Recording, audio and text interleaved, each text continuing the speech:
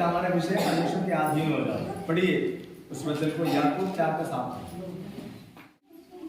इसलिए परमेश्वर के अधीन हो जाओ। इसलिए परमेश्वर के अधीन हो जाओ और शैतान का सामना करो। और शैतान का सामना करो तो वह तुम्हारे पास से तो वो तुम्हारे सामने से भाग निकलेगा। Hallelujah hallelujah. क्यों परमेश्वर के अधीन हो जाना? क्यों क्यों हमें परमेश्वर के अधीन होने की आवश्यकता है? क्यों वचन कहता है परमेश्वर के अधीन हो जाओ? इसलिए हमें परमेश्वर के अधीन होने की आवश्यकता है क्योंकि शत्रु का हम सामना कर सके। इसलिए परमेश्वर के अधीन होना। जब तक हम परमेश्वर के अधीन नहीं होंगे तो हम शत्रु का सामना नहीं कर सकते। परमेश्वर के अधीन हो जाओ और शैतान का सामना करो, तब वो तुम्हारे सामने से भाग निकलेगा। आज हम हर किसी के अधीन हो जाते हैं। पत्नी पति के अधीन हो सकती है, बच्चे माँ बाप के अधीन हो जाएंगे, हम अपने मालिक के अधीन हो जाते हैं जिसके यहाँ नौकरी करते हैं। पर परमेश्वर के अधीन होने की जब बात आती है, परमेश्वर के अधीन होने की जब आवश्यकता आती है, तो हमारी अधीनता चली जाती है, हम अधीन नहीं हो पाते। तो सबके अधीन होना चाहता है, सबके अधीन हो जाता है, लेकिन वो सबके अधीन हो भी सकता है, लेकिन परमेश्वर के अधीन होना नहीं चाहता। कभी परमेश्वर के अधीन होना नहीं चाहता। उसका रीजन है क्यों परमेश्वर के अधीन होना नहीं चाहता? क्योंकि जब आप किसी के अधीन हो जाते हैं तो आप अपनी मर्जी से काम नहीं करते, आप उसकी मर्जी से काम करते हैं। पिछले रविवार को हमने देखा जो पाप करता है वो पाप का दास है, और जो पाप करता है वो पाप के हाथों बिका हुआ है। और जो बिका हुआ है, जिसको किसी ने खरीद लिया है, तो फिर अपनी मर्जी के अनुसार इस्तेमाल करता है। जब उसकी मर्जी होती है तब उसे इस्तेमाल करता है। तो परमेश्वर के अधीनता में आज लोग रहना नहीं चाहते। हर किसी के अधीन हो जाएगा, परमेश्वर के अधीन नहीं। और यही जरूरी है कि वो परमेश्वर के अधीन हो। Hallelujah hallelujah hallelujah hallelujah hallelujah hallelujah. आज आर्मी को देखिए, वो अपने कैप्टन के अधीन रहती है। पुलिस वालों को देखिए, वो थाना प्रभारी के अधीन रहता है, वो जहां उसको भेज देते हैं। लेकिन हम परमेश्वर के अधीन नहीं रहते, और इसीलिए हमारी सुरक्षा, हमारा संरक्षण वो नहीं कर पा रहा, क्योंकि हम उसके अधीन नहीं।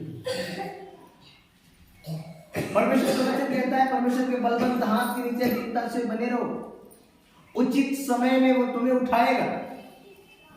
लेकिन हम परमेश्वर के बलवंत हाथों के नीचे दीनता से बने नहीं रहते। हमारा भरोसा उस पर नहीं रहता। हमारा भरोसा रोज बदलता रहता है, रोज हमारे विचार बदलते रहते हैं। परमेश्वर का वचन कहता है सबसे ज्यादा अपने मन की चौकसी। क्यों? क्योंकि मन सबसे ज्यादा धोखा देने वाला है, मन सबसे ज्यादा चंचल है। और वचन कहता है मन में असाध्य रोग लगा, जिसकी कोई साधना ही नहीं हो सकती। असाध्य रोगों से भरा हुआ है ये मन। इसलिए हमें बहुत जरूरत है परमेश्वर की अधीनता, उसकी अधीनता में हम जीवन, उसकी अधीनता में हम काम करें। नहीं है जरूरत, उसकी अधीनता में जीवन बिताना, उसकी अधीनता में चलने की आवश्यकता। सो वचन कहता है, फिर से एक बार पढ़ूंगा, याकूब 4:7। इसलिए परमेश्वर के अधीन, इसलिए परमेश्वर के अधीन हो जाओ और शैतान का सामना करो, और शैतान का सामना करो, तो वह तुम्हारे पास से भाग, तब वो आपके पास से, आपके सामने से भाग जाएगा। लेकिन कब? जब आप परमेश्वर के अधीन हो। आप परमेश्वर के अधीन नहीं होंगे तो आपके सामना करने से शत्रु भागने वाला है। मैंने पहले भी कहा, शैतान इससे नहीं डरता कि आप कितना प्रार्थना करने वाले व्यक्ति हैं, पर शैतान इससे डरता कि आपके अंदर कितनी पवित्रता है, क्योंकि वो पवित्र आत्मा की आग से डरता है। जब पवित्र आत्मा की आग आपके अंदर रहेगी तो शत्रु कुछ नहीं कर सकते। शत्रु आपको अटैक नहीं कर सकते जब तक आपके अंदर पवित्र आत्मा की आग जलती रहती है, क्योंकि जब तक कोयले में आग रहती है, जब तक कोयले में आग रहती है, जब तक कोयला धधकता है, कोई मक्खी उसमें बैठ सकती है क्या? नहीं बैठ सकती है।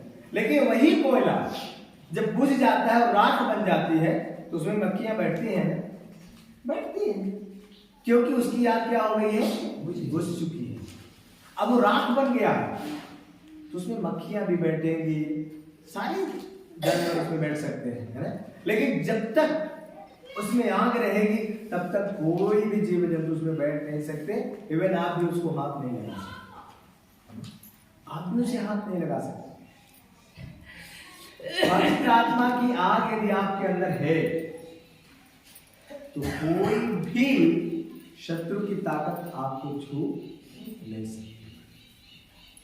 और पवित्र आत्मा की जो आग है वो सिर्फ आपको सुरक्षित नहीं रखती है, वो आपके पूरे घराने को सुरक्षित। लेकिन शत्रु बड़ा चालाक है, वो घर में जो लोग कमजोर है ना उनको पकड़ता है। वो कमजोर है जिनके अंदर क्या डर नहीं है, जिनके अंदर परमेश्वर का भय नहीं, और गलत कामों से बाज नहीं आते हैं, सुनते हैं, जानते हैं, सब कुछ करते हैं, लेकिन फिर भी उनके अंदर परमेश्वर को कोई भय नहीं। और ऐसे लोगों के लिए बाइबल कहती है वो बलवा करने वाले लोग, और परमेश्वर कहते हैं मैं उनसे नफरत करता हूं। जो बलवा करते हैं उनसे परमेश्वर नफरत करता है। आप मुझे बताइए कि जब कोई व्यक्ति, कोई मनुष्य जब आपकी बातों में सहमत नहीं होता, आपकी बातों को नहीं मानता, तो आप उससे क्या प्रेम करते हैं? आप उससे नफरत होने लगते हैं कि हटाओ, ये आदमी ठीक नहीं है। जब कभी हमारी बात को सुनता नहीं, हमारी बात को मानता नहीं, क्या मतलब? उसी प्रकार जब आप परमेश्वर की बातों को नहीं सुनते, परमेश्वर की बातों को नहीं मानते, तो परमेश्वर भी आपको निर्णय करता है, वो नफरत करने लगता है, उसको नफरत हो जाती है। इसलिए आप लोगों को ये बात ध्यान में रखने की आवश्यकता है। इसलिए परमेश्वर के अधीन होना है, शत्रु का सामना करना है, और वो आपके सामने से भाग जाएगा। मत्ती रचित सुसमाचार उसका 8 अध्याय उसका 9 है।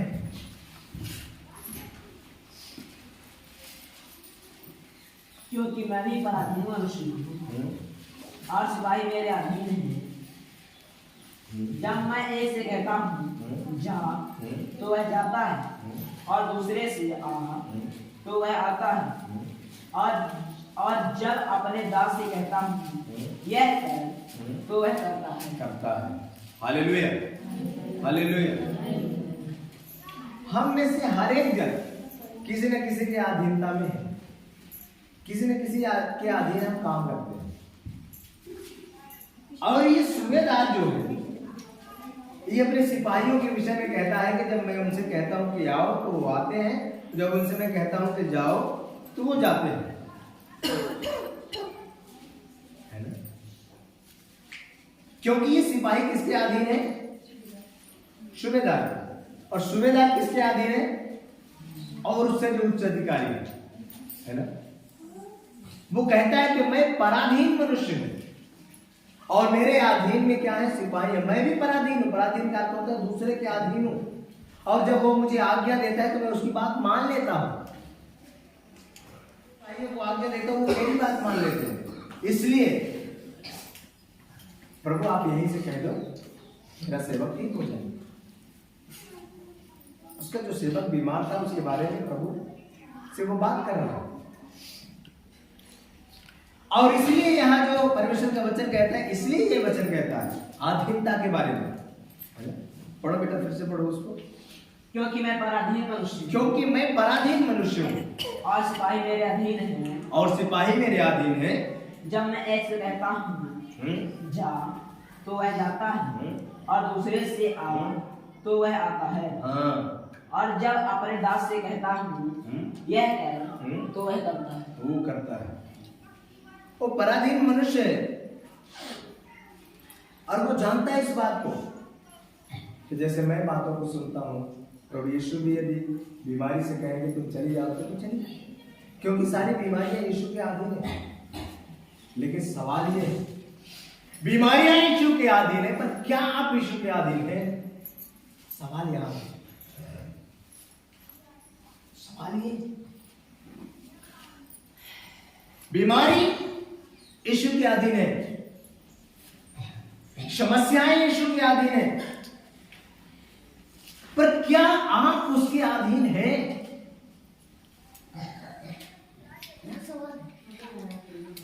जब आप उसके अधीन हो जाएंगे तब वो कहेगा, क्योंकि ये सेवक जो है ये अपने स्वामी की अधीनता में रहता है और ये सूबेदार अपने स्वामी की अधीनता में रहता है। और इस सूबेदार ने यीशु मसीह को भी प्रभु की भी अधीनता को स्वीकार किया और प्रभु की अधीनता में वो बात कर रहा है कि प्रभु यदि आप यहां से कह दे मेरा सेवक किसी घड़ी ठीक हो जाएगा। उस अधीनता को उसने मान लिया। परंतु क्या हमारे और आपके अंदर अधीनता है? यदि हम उसके अधीन हो जाए तो बीमारी तो ऑटोमेटिक चली जाएगी। हम जब परमेश्वर के अधीन हो जाएंगे तो बीमारियां तो ऑटोमेटिकली अधीन में है परमेश्वर, तो परमेश्वर तुरंत उन्हें निकाल के बाहर करेगा। लेकिन हमारी अधीन, आज हम सोचते हैं कि हम प्रभु से अलग होकर सब कुछ कर सकते हैं। शास्त्र इस बात का गवाह है। बाइबल कहती है परमेश्वर से अलग होकर तुम कुछ भी नहीं कर सकते। लिखा है, पढ़ी क्यों ना रची सुसमाचार 115 अध्याय 105।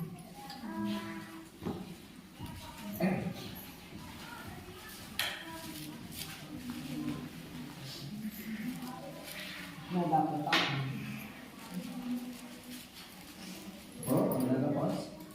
मैं दाखलता हूँ, मैं दाखलता हूँ, तुम डालियाँ हो, तुम डालियां हो, जो मुझे बना रहता है, जो मुझ में बना रहता है और मैं उसमें, और मैं उसमें, वह बहुत वो बहुत फल फलता है। क्योंकि मुझसे अलग होकर हाँ? तो कुछ भी नहीं कर सकते। क्योंकि मुझसे अलग होकर तुम कुछ भी नहीं कर सकते। Hallelujah, hallelujah, hallelujah, hallelujah, hallelujah. यीशु मसीह पेड़ है, वो दाखलता है, हम और आप उसकी डालियां हैं। और जब डाली दाखलता में बनी रहती है तभी वो फल सकते, तभी उसमें फल आ सकते हैं। और यदि वो दाखलता में नहीं रहेगी तो कभी भी वो फल नहीं हो सकती। इसलिए हमें उस दाखलता में बने रहना, हमें उस दाखलता में बने रहना, उसकी अधीनता में रहने की आवश्यकता। डाली यदि ये कहे पेड़ से तुम्हारी जरूरत मुझे नहीं है, तो फिर उसको पोषण कहां से मिलेगा? पोषण तो जड़ से मिलता है।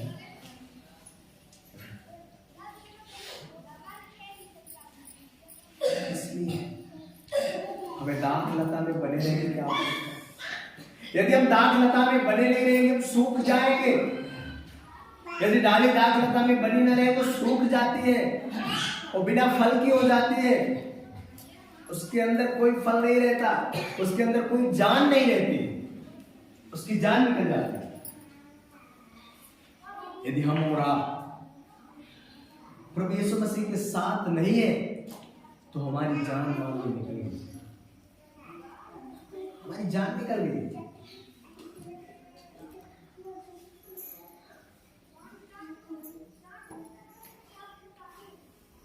परमेश्वर ने यही तो कहा था आदम से कि तुम बगीचे के सारे फलों को खाना, लेकिन इस फल को मत खाना जो बीच में है। जिस दिन तुम इसका फल खाओगे उस दिन तुम मर जाओगे। परमेश्वर ने कहा उस दिन मर जाओगे।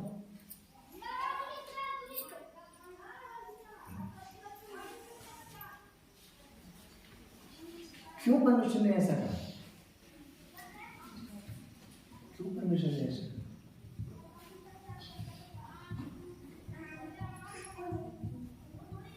क्योंकि इसलिए परमेश्वर ने यह बात कहा कि तुम उसी दिन मर जाओगे, क्योंकि उस दिन से फिर हम तुम्हारे साथ में संगति नहीं कर सकते।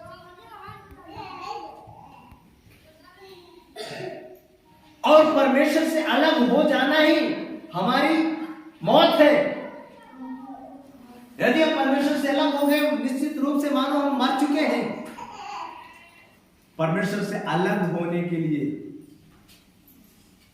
ये शास्त्र कहता है मर जाना। यदि हम और आप परमेश्वर से अलग हो गए तो हम मर गए। परमेश्वर से जिस दिन तुम इसका फल खाओगे उस दिन तुम मर जाओगे, क्योंकि हमारी और तुम्हारी संगति खत्म हो जाएगी। आज यदि हम परमेश्वर से अलग हैं तो हम मरे।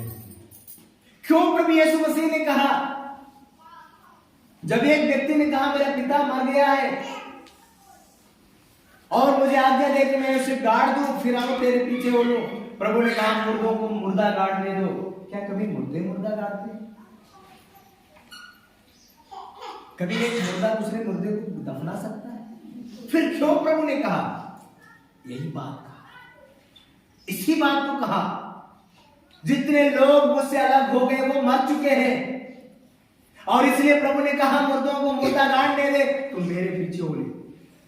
आज जितने लोग प्रभु की उपस्थिति में नहीं है, आज जितने लोग परमेश्वर की बातों में नहीं है, मर चुके हैं, मरे हुए लोग हैं। इसलिए बाइबल कहती है हे सोने वाले जान और मुर्दों में से जी उठ, थम मसीह की ज्योति तुझ पर चमकेगी।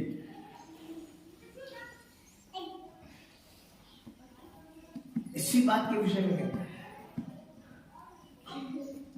मुर्दों में से जी उठने की बात कहता है, मरे हुओं में से। मरे हुओं में से मतलब क्या है? मरे हुओं के साथ रहते हैं हम।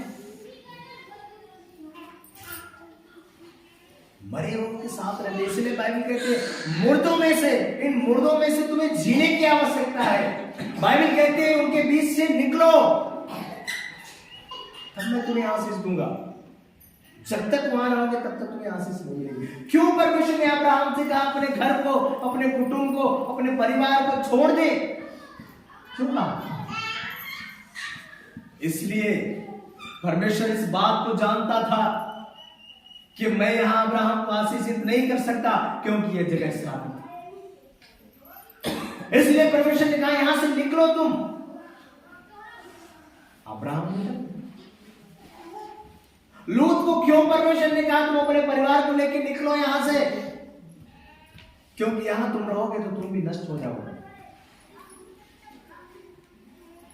इसलिए वहां से निकाल दिया और सदोम और गमोरा को नष्ट कर दिया।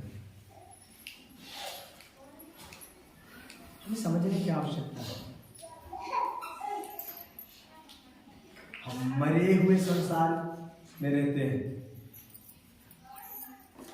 लेकिन परमेश्वर का वचन कहता है मुर्दों में से भी हमें जीने की आवश्यकता है। मुर्दों में से जिए,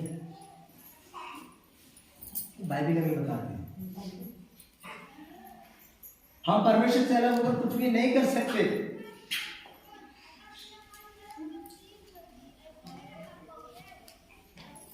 क्योंकि सामर्थ देने वाला परमेश्वर, और जब उससे अलग हो जाएंगे तो हमें ताकत कहां से मिलेगी? बताइए, ताकत कहां से मिलेगी? हम ताकत कहां से पाएंगे? हम परमेश्वर से अलग होकर कुछ नहीं कर सकते। पौलुस इस बात को कहते हैं जो मुझे सामर्थ देता है मैं उसमें सब कुछ कर सकता हूं। जब आप उसमें बने रहेंगे तब सब कुछ कर सकते हैं। लेकिन बाइबल कहती है मुर्दों में से जी उठो। अब अभी संसार में जो व्यक्ति लिप्त है वो मुर्दों में है, मुर्दों के बीच में है, इसलिए उसमें से जीने की बात कहता है। और पौलुस कहता है कि जो मुझे सामर्थ्य देता है उसमें मैं सब कुछ कर सकता हूं। मुर्दों में रह के हम कुछ नहीं कर सकते, जो हमें और आपको सामर्थ्य देता है उसमें आप सब कुछ कर सकते हैं। लिखा है ना फिलिपियों की पत्री में, फिलिपी 4:13 में लिखा है ना, और सच जो मुझे सामर्थ्य देता है उसमें मैं सब कुछ कर सकता हूँ। जो हमें और आपको सामर्थ्य देता है उसमें हम और आप सब कुछ कर सकते हैं। सब कुछ मतलब सब कुछ। और सचमुच में हमें शत्रु से लड़ने के लिए, सब उसकी युक्तियों को समझने के लिए सामर्थ्य देने का काम किसका है? परमेश्वर का है। परमेश्वर ही है जो हमें सामर्थ्य देता है। परमेश्वर, यीशु मसीह और पवित्र आत्मा। सचमुच में यही तीनों हैं जो हमें और आपको शक्ति देते हैं, हमें और आपको सामर्थ्य देते हैं। इसलिए यीशु मसीह क्यों शैतान को भगाया? क्योंकि वो परमेश्वर के अधीन। यीशु मसीह ने क्यों बीमारियों को भगाया? क्योंकि वो परमेश्वर के अधीन। आज हम और आप परमेश्वर के अधीन हो जाए तो शत्रु का कोई भी बस नहीं है कि हमारे और आपके घरों में वो कब्जा करेगा, हमारे और आपके जीवन में कब्जा करेगा। लेकिन हम उसके अधीन होना नहीं चाहते। यदि बाप अधीन है तो बेटे अधीन नहीं है, पति अधीन है पत्नी अधीन है, पत्नी अधीन है परमेश्वर के पति अधीन नहीं। ये समस्याएं चल रही। हम सबको मिल करके परमेश्वर की अधीनता में जाना है, सबको मिल करके उसके अधीन हो जाना है, पूरे घर के साथ। यहोशू कहता है आज तुम चुनो, इजराइलियों से कहता है आज चुन लो, तुम किसकी आराधना करोगे, किसकी पूजा करोगे, करो जिसकी मर्जी हो। तुम्हारे सामने जीवन और मृत्यु है, जीवन को चुनो या मृत्यु को चुनो।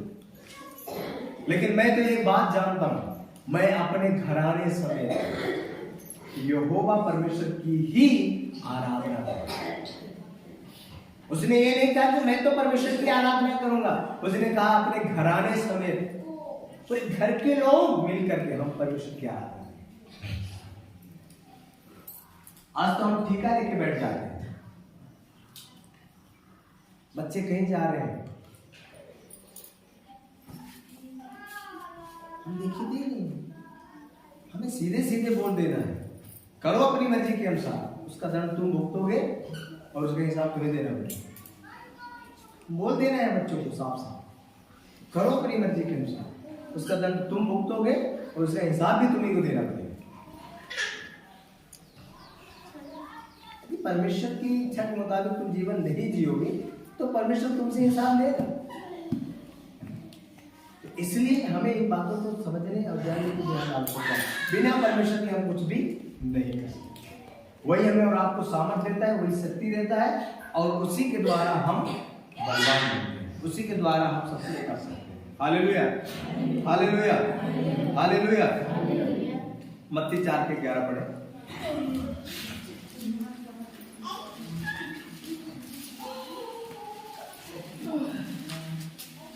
तब शैतान उसके पास से चला गया। तब शैतान उसके पास से चला गया। कब? जब प्रभु यीशु मसीह ने शैतान से कहा, क्या कहा? उसका तब यीशु ने उससे कहा, तब यीशु ने शैतान से कहा, हे शैतान, हे शैतान, दूर हो जा, दूर हो जा, क्योंकि लिखा है, क्योंकि लिखा है, तो प्रभु अपने परमेश्वर को प्रणाम कर, तो प्रभु अपने परमेश्वर को प्रणाम कर और केवल उसी की उपासना, केवल उसी की उपासना कर। कब शैतान भाग गया? जब प्रभु ने कहा, हे शैतान दूर हो जा। आपको कहने की आवश्यकता है, आज बोलना है, हे शैतान दूर हो जा, बोलने की जरूरत है। तो हम बोलेंगे, है ना? हमारी प्रार्थनाओं में रुकावट को लाने वाले, वचन में बाधा को लाने वाली जो भी बातें हैं उसको बोलना है, सारी बाधा यीशु के नाम में दूर हो जा, सारी रुकावटें यीशु के नाम में दूर हो जा, वो दूर हो गई। अब पढ़ो 11। तब शैतान उसके पास से चला गया। कब? जब प्रभु ने कहा है शैतान दूर हो जा। प्रभु यीशु मसीह परमेश्वर पिता के अधीन थे। प्रभु ने कहा जो पिता ने मुझे कहा वही मैंने बोल दिया, क्योंकि उसने मुझे भेजा और मैं खुद से बात नहीं करता, परंतु जो पिता ने मुझसे कहा वही बात मैं आपसे कर रहा हूं। तो मैं भी आपसे खुद बात नहीं करता, पर जो परमेश्वर का कलाम कहता है वही मैं आपसे कह रहा हूं कि यीशु मसीह परमेश्वर के अधीन थे और उसने शैतान से कहा दूर हो जा, वो भाग गया। हमें वो रास्ते में कहने की आवश्यकता है। उसने कहा शैतान दूर हो जा, वो चला गया। और आगे चलते और देखो स्वर्गदूत आकर उसकी सेवा करने लगे। ध्यान से सुने, जब आप शैतान को डांट देंगे, कब? जब परमेश्वर के अधीन हो जाएंगे। परमेश्वर के अधीन होकर के शत्रु को डांटेंगे, बीमारी को डांटेंगे, गरीबी को डांटेंगे, तो वो क्या करेगी? चली जाएगी। और जैसे ही वो जाएगी वैसे ही परमेश्वर के दूत आकर के क्या करेंगे? आपकी सेवा करेंगे। क्योंकि शैतान भी दूत है, वो स्वर्ग में एक टाइम में रहता था, लेकिन अभी तो वो अधोलोक में घूम रहा है। लेकिन एक ऐसा समय था कि वो भी स्वर्ग में था। तो जैसे ही उसको भगाया जाएगा तो तुरंत कौन आएगा? परमेश्वर के स्वर्गदूत। वो आपकी सुरक्षा करेंगे, वो आपकी रक्षा करेंगे, है ना। अब जब तक कोई दूसरा ड्यूटी में जा रहा है, जब तक उसको भगाएंगे नहीं तो दूसरा कैसे आएगा? भाई जगह तो देखिए, अभी एक जगह में दो लोग कैसे ड्यूटी कर सकते हैं? शैतान को आपने ड्यूटी में लगा दिया, शैतान अपनी ड्यूटी निभा रहा है, आपको गरीबी दे रहा है, बीमारी दे रहा है, भूखमरी दे रहा है, लड़ाई दे रहा है, झगड़ा दे रहा है, चिंता दे रहा है। तो सबसे पहले आप इसको जो आपने ड्यूटी दिया है इसको आपको भगाना है, बोलना है भाई अब तेरी ड्यूटी खत्म हो गई है, तू निकल गया। आप किसको बुलाना है? परमेश्वर जो आपके लिए स्वर्गदूतों को नियुक्त किया। आप जैसे आप उसको भगाएंगे वैसे यीशु मसीह आदेश देंगे, परमेश्वर पिता से प्रार्थना करेंगे और पिता आदेश देंगे स्वर्गदूतों को यहाँ आ जाएंगे, वो आपकी सेवा डालेंगे। बड़ी बात, लेकिन हम ऐसा करते ही नहीं। तो परमेश्वर के दूत आकर के और यीशु मसीह की सेवा करने लगे। हमारे और आपके लिए भी परमेश्वर ने क्या किया है? स्वर्गदूतों को नियुक्त किया है।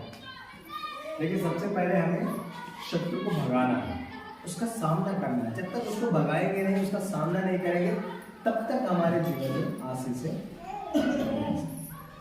मिली नहीं सकती। ये हमें जानने की आवश्यकता है, हमें समझने की आवश्यकता है। कई बार हम लोग इस बातों को समझ नहीं पाते, इस बातों को जान नहीं पाते। हमें आधीनता में रहने की आवश्यकता है। आज इसलिए लोग समस्याओं में हैं क्योंकि वो परमेश्वर के अधीन हैं, और इसलिए परमेश्वर की सुरक्षा नहीं दे रहा,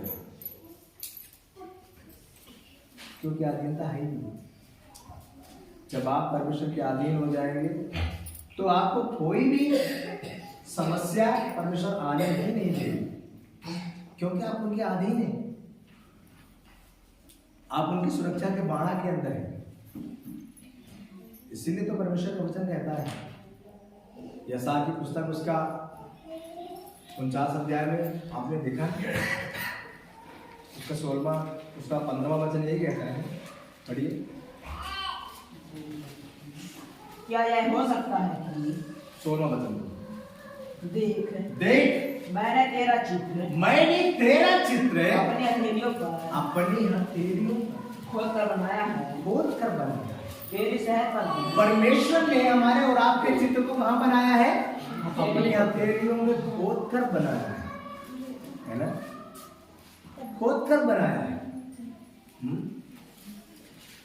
आगे तेरी शहर बनाया था, तेरा बाड़ा, तेरी बाउंड्री तेरे घर की दीवारें हाँ सदैव मेरी दृष्टि के सामने बनी सदैव रहती हैं। मेरी दृष्टि के सामने बनी रहती है। हमारे और आपका जो बाड़ा है, बाड़ा मतलब हमारी और आपके घर की जो सीमा है, भले ही आपके पास बाउंड्री नहीं बनी है कोई बात नहीं, भले ही आपके पास टाटा नहीं लगा है कोई बात नहीं, लेकिन आपके घर की जो सीमा है उस सीमा की बात करता है परमेश्वर। क्या कहता है? मैंने तेरी शहरपनाह को, पढ़ो बेटा, देख मैंने तेरा चित्र देख मैंने तेरा चित्र अपने हथेलियों पर अपने हथेलियों पर खोद के बनाया है। तेरी शहर बना तेरी शहरपनाह सदैव मेरी दृष्टि के सामने सदैव मेरे निगाहों के सामने रहती है, मेरी दृष्टि के सामने रहती है। हाँ तेरे लड़के फुर्ती से आ रहे हैं। बस क्यों क्यों परमेश्वर की निगाहें हमारे शहरपनाह की ओर रहती है? क्यों उसकी दृष्टि हमारे शहरपनाह की ओर रहती है? वो देखता है मेरे बच्चों के घर के अंदर, मेरे बच्चों की शहरपनाह के अंदर, मेरे बच्चों की सीमा के अंदर कोई दुष्ट तो नहीं जा रहा,